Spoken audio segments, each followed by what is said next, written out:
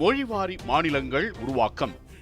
1956 November 1 மாநில மறுசீரமைப்பு சட்டத்தின் கீழ் இந்தியாவில் இருந்த மாநிலங்கள் மொழிவாரியாக பிரிக்கப்பட்டன. மலையாளம் பேசும் பகுதிகள் ஒன்றிணைக்கப்பட்டு கேரளா உருவாக்கப்பட்டது. திருவிதாங்கூர் கொச்சி மாநிலத்துடன் மெட்ராஸ் மாகாணத்தில் இருந்த மலபார் மாவட்டம் இணைக்கப்பட்டது. ஏற்கனவே 1953 உருவாக்கப்பட்ட ஆந்திர மாநிலத்துடன் ஹைதராபாத் மாநிலத்தின் தெலுங்கு பேசும் பகுதிகள் இணைக்கப்பட்டு ஆந்திர பிரதேசம் உருவாக்கப்பட்டது. கன்னடம் பேசும் மக்களை ஒரே மாநிலத்தின் கீழ் கொண்டுவர பழைய மைசூர் மாநிலத்துடன் பம்பாய் மற்றும் மெட்ராஸ் மாகாணங்களில் இருந்த கன்னட பகுதிகள் இணைக்கப்பட்டு மைசூர் மாநிலம் உருவானது. இந்த மாநிலம் பின்னர் 1973 கர்நாடகா என பெயர் மாற்றப்பட்டது.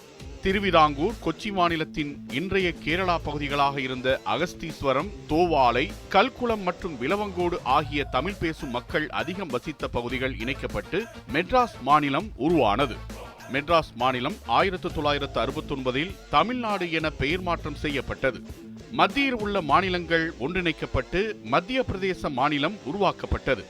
மாநில மறுசீரமைப்பு சட்டத்தின் கீழ் டெல்லி மத்திய அரசாங்கத்தின் நேரடி நிர்வாகத்தின் கீழ் வரும் ஒரு யூனியன் பிரதேசமாக நிறுவப்பட்டது. அதற்கு தேசிய தலைநகர் பிரதேசம் என்ற சிறப்பு தகுதி வழங்கப்பட்டது.